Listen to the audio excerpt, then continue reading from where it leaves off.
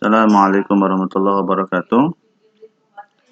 Anak sekalian, sebelum kita memulai pembelajaran, marilah kita sama-sama berdoa terlebih dahulu. Mudah-mudahan Allah memberikan pemahaman kepada kita semua di dalam menerima berbagai macam ilmu yang disampaikan oleh guru-guru kita. Bismillahirrahmanirrahim. Rabbi zidni ilman warzuqni fahman birahmatika ya arhamar rahimin. Anak sekalian, kita masih membahas tentang Al-Quran hadis sebagai pedoman hidup. Ini lanjutannya ya. Lanjutannya, ya, mudah-mudahan dari materi yang kemarin, yang sebelumnya, kalian silahkan baca lagi, dipahami lagi. Nah, ini merupakan lanjutan dari materi kemarin ya. Itu yang masih berkaitan dengan Al-Quran atau hadis atau sebagai sumber-sumber hukum Islam. Sekarang fokus kepada masalah penjelasan masalah hadis.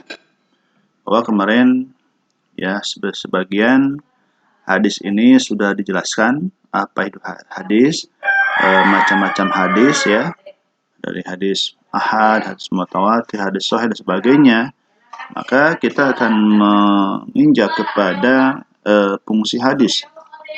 Apa itu fungsi hadis?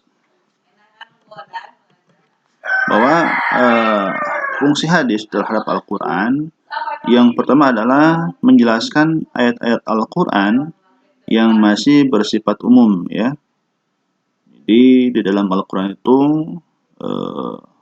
kalau kita mau membaca Al-Quran dan terjemahannya, maka hukumnya itu masih bersifat umum, masih artinya perlu dijelaskan tentang bagaimana pengertiannya yang lebih luas ya.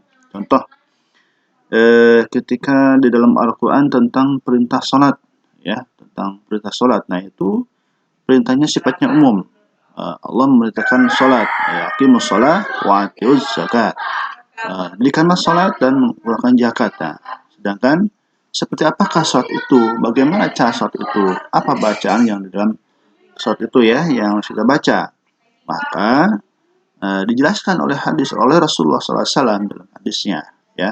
Sholat itu seperti ini, gerakannya seperti, bacanya ini seperti itu. Nah, salah satu fungsi hadis.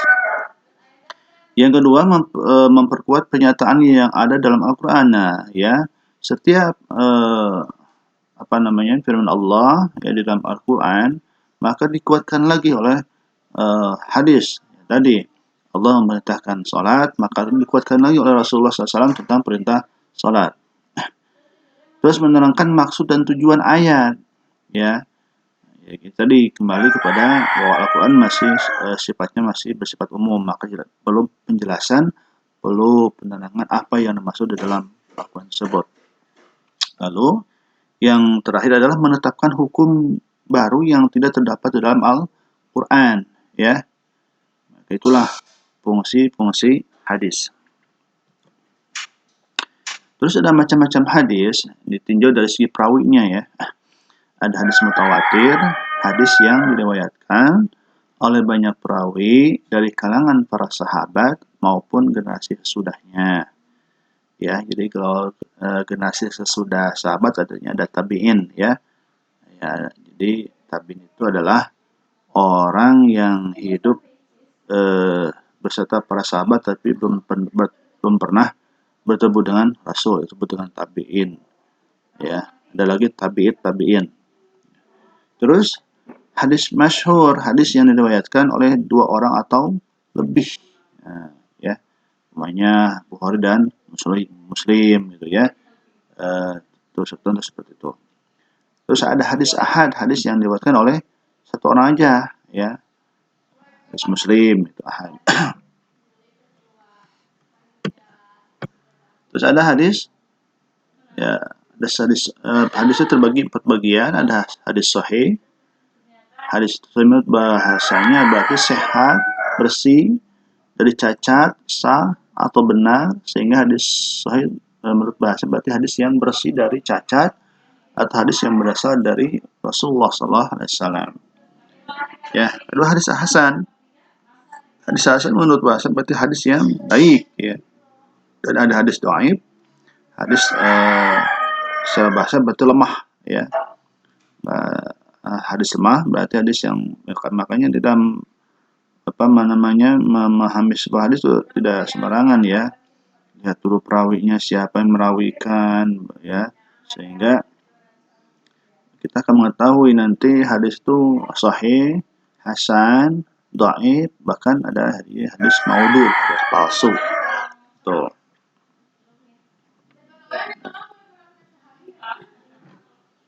Nah, selanjutnya adalah hukum Islam setelah Al-Quran, hadis, ada yang namanya ijtihad ya.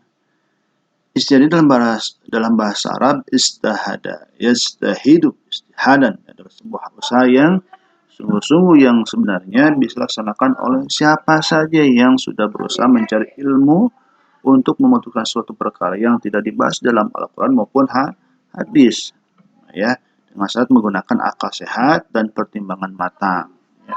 Jadi ketika ada satu hukum yang tidak memerlukan hukum dulu, mencari hukum tidak terdapat di dalam Al-Quran, tidak terdapat di dalam hadis, maka para ulama dulu, para sahabat, para tabi'in, para ulama melakukan ijtihad ya. Ijtihad mencari ketetapan hukum ya. Mencari hukum dengan menyandarkan kepada sebuah hadis seperti itu ya. Nah, memang dalam ijtihad ini tidak sembarangan, hanya orang-orang tertentu yang bisa melakukan ijtihad ya.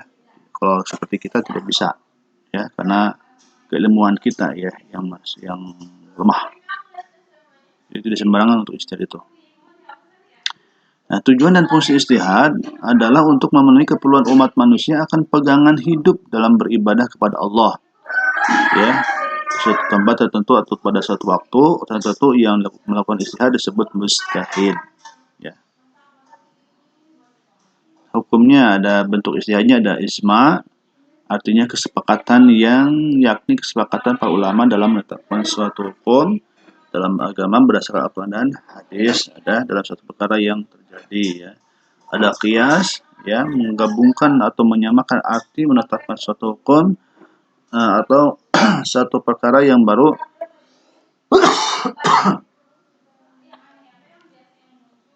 ya, yang belum ada pada masa sebelumnya namun memiliki kesamaan dalam sebab, manfaat, bahaya dan berbagai aspek dengan perkara terdahulu sehingga dihukumi sama. Nah, masalah mursalah adalah tindakan yang memutuskan masalah yang tidak ada naskahnya.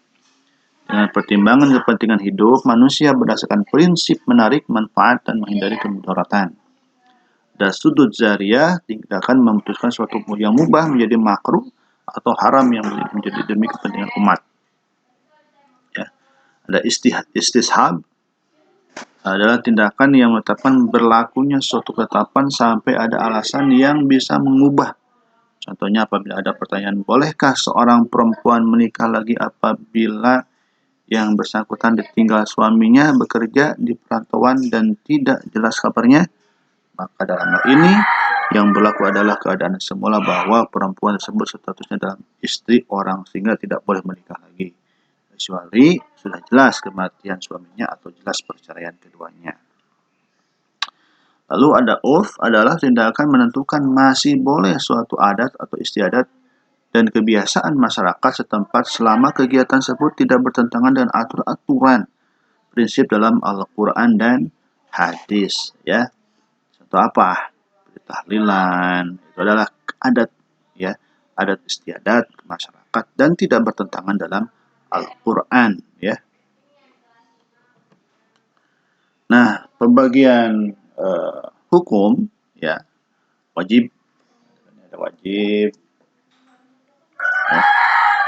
Ya, paham kalau masalah wajib, suatu perkara yang wajib dilaksanakan kan ya. Apabila tidak dilaksanakan maka dosa hukumnya. Di sholat wajib, puasa wajib, ada yang puasa sunnah, tapi yang wajib karena kalau tidak dilaksanakan oleh kita maka dosa besar kita. Ada sunnah ya, itu seperti satu perkara yang apabila dilaksanakan mendatangkan pahala ya, kalau tidak ya tidak apa-apa, tapi lebih dianjurkan sebagai bentuk kecintaan kepada Rasulullah SAW, maka jalankan sunnah-sunnah Rasul. Ya. Terus ada haram, jelas satu perkara yang dilaksanakan itu mendatangkan dosa. Karena makruh, ya, makruh ini hati dengan masalah makruh, ya, dilaksanakan tidak berdosa, tidak dilaksanakan tidak mendapatkan pahala, ya, dilaksanakan tidak mendapatkan pahala, tidak berdosa juga, itu makruh. Seperti apa? Makan jengkol, makan pete, itu ya. Ada mubahnya dasar hukum boleh, ya, mubah itu, ya, boleh. Seperti apa? Nikah boleh, silakan, ya. Nah, ini pembagian hukum, ya. Nah, itu dulu selain untuk bab tentang Al-Quran hadis ini sudah selesai, ya. Nanti akan lanjut kepada ulangan harian, ya. Mohon disimak, dibaca, dan jangan lupa YouTube ini kalian like dan subscribe, ya, dan di komentar cukup tulis nama di kolom komentar. Nanti di bagian powerpointnya kalian silahkan tulis data dan bukti pekerjaan kalian kirim ke kolom komentar. Ya, sekian. Assalamualaikum warahmatullahi wabarakatuh.